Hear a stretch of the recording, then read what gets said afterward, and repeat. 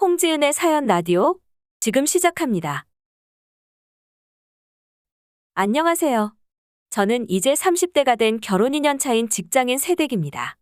시짜질이라는 게 드라마나 인터넷에서나 나오는 이야기인 줄로만 알았는데 실제로 제가 당해보니 너무 어처구니가 없더라고요.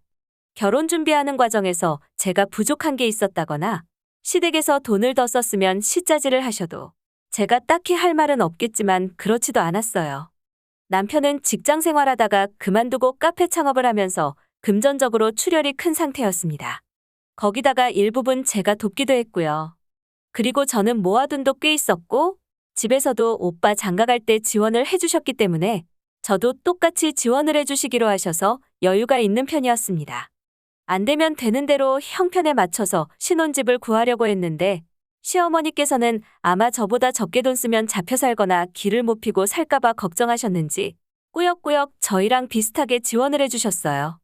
그래서 안 그래도 큰돈 쓰셨는데 괜히 더 무리하실까봐 저희 쪽에서 먼저 형식적인 예물 예단은 생략하자고 했습니다. 시댁에서도 찬성하셨고요. 그러면서도 요새는 형편되는 사람이 더 쓰고 하는 거지 꼭 칼같이 할 필요 없다며 계속 똑같은 얘기를 앵무새처럼 반복하시더라고요. 제가 반반해야 된다고 강요한 것도 아니고 남편이 반반하게 도와달라고 부탁드린 것도 아니었습니다. 아마 제가 남편보다 수입이 많아서 제가 남편을 휘두를까봐 그게 걱정된 걸 수도 있고요. 남편 카페는 장사가 안 되는 건 아니었지만 그렇다고 큰돈이 되는 것도 아니었습니다. 그래도 직장 다닐 때보다 스트레스 덜 받고 본인이 좋아하는 거 하는 모습 보니까 저는 개인적으로 뿌듯했습니다. 그리고 남편이 저보다 덜 번다고 해서 저희 집 경제가 무너지기에 있는 불안정한 상황도 아니었고요. 남편과 저 사이에는 아무런 문제가 없었는데 어쩌다 시댁만 한번 갔다 하면 시어머니께서 저한테 시집살이 시키려고 안달이 나셨더라고요. 당해보신 분들은 알겠지만 명절이나 어버이날 같을 때 시댁을 먼저 방문했다가 친정을 가야 하면 친정에 늦게 가거나 못 가게 하려고 붙잡으셨습니다. 점심 먹고 차 한잔하면서 담소 좀 나눴으면 충분히 머물렀잖아요. 그럼에도 굳이 낮잠 좀 자다가 저녁을 먹고 가라고 하시더라고요. 하지만 저는 일부러 눈치 없는 척하며 대놓고 친정에서 기다리니 일어나야 한다고 했습니다.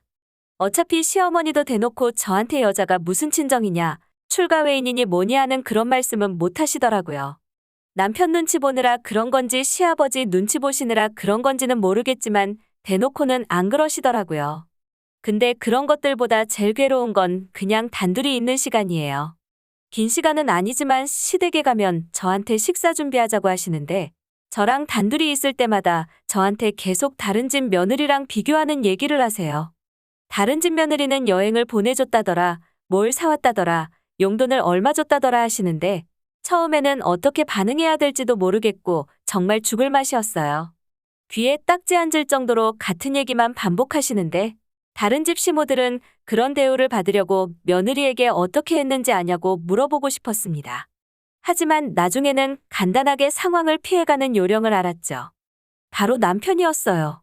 다른 집 며느리들과 비교하며 금전적인 얘기를 하시면 그저 죄송하다고 남편 카페가 요새 매출이 안 좋아서 남편이 만든 마이너스 메꾸느라 정신없다고요.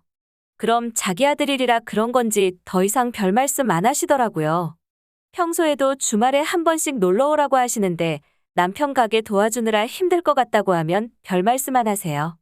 신혼 때 못 모르고 정말 놀러 갔다가 시댁 대청소하고 왔던 기억이 강렬하게 남아 있습니다.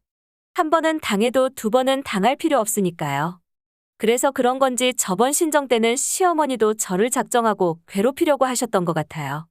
친정과 시댁을 구정과 신정에 나눠서 한 곳씩 가는데 이번 신정에 친정 부모님은 여행 가신다고 하더라고요. 그래서 30일 시댁 가서 자고 1일에 아침 먹고 오면 되겠다고 남편하고 얘기했습니다. 연말이라 그런지 퇴근하고 남편 카페에 도착했을 때 늦은 시간임에도 손님이 많더라고요. 그래서 마감까지 도와주고 남편하고 같이 시댁으로 넘어갔습니다.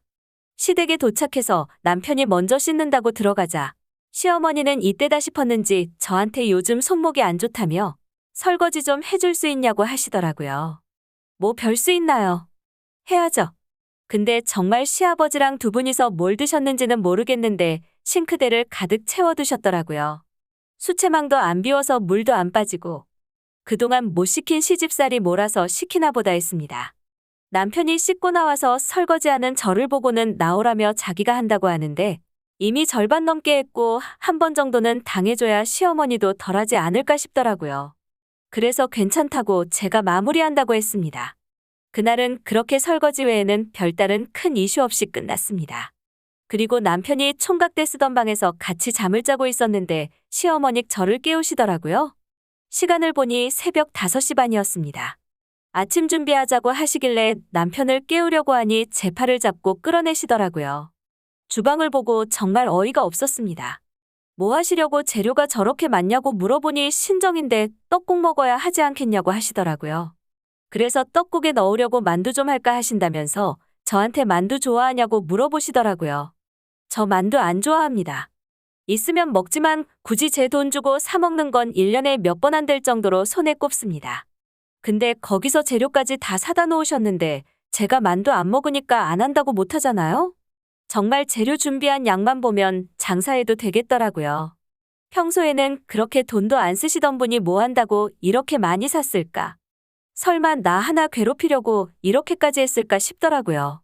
그렇게 자리 잡고 앉아서 재료 손질부터 시작해서 만두를 빚기 시작했습니다. 시어머니는 처음에 몇 개만 같이 빚는 척 하시더니 혼자 이리저리 바쁘게 돌아다니시더라고요. 그렇게 4시간 가까이 바닥에 앉아서 만두를 빚으니 허리가 끊어질 것 같더라고요. 그제서야 남편이 일어났는데 남편이 만두 빚으려고 하니까 시어머니가 갑자기 방에서 튀어나오시더라고요. 남편한테 들어가서 자라며 안 그래도 자기랑 같이 하고 있었고 거의 다 해서 금방 끝난다고 하시더라고요. 어이가 없었습니다만 저도 그냥 오기로 끝까지 버텼습니다. 시아버지도 일어나시고 하니 그제서야 같이 하시는 척 하시더라고요. 어머니가 하신 거라고는 제품 육수에 떡집에서 사온 떡 넣은 게 전부였습니다. 남편이랑 시아버지랑 식탁에 앉으시고 국그릇에 떡만둣국 담아서 하나씩 나르고 이제야 밥 먹나 했습니다. 근데 그때 시어머니가 저를 부르시더라고요.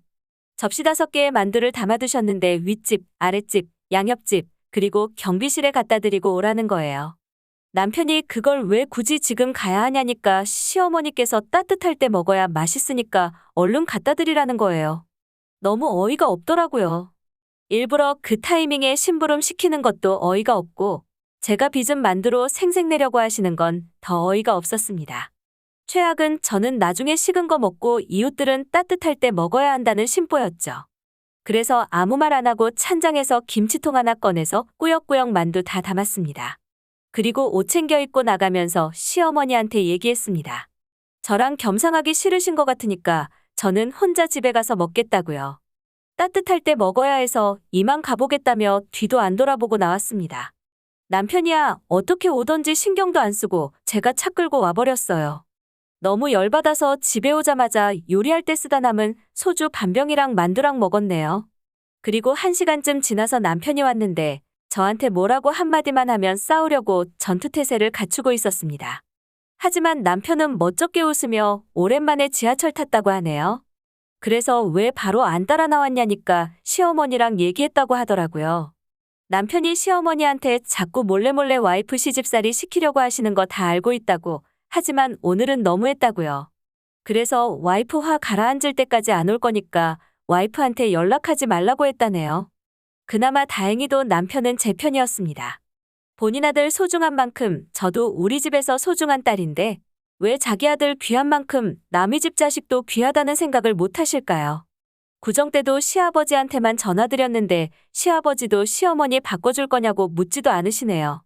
벌써 낮 기온이 15도를 웃도는 완연한 봄이지만 그때 제가 만든 만두가 아직도 냉동실에 남아 있습니다. 오늘 오랜만에 만두 발견하니 생각나서 사연 적어봤어요. 다들 환절기 감기 조심하시고 앞으로는 시집살이 당한 걸로 사연 보내는 일이 없었으면 좋겠네요. 홍지은의 사연 라디오. 오늘 준비한 이야기 여기까지입니다. 재미있게 들으셨다면 구독과 좋아요 부탁드립니다.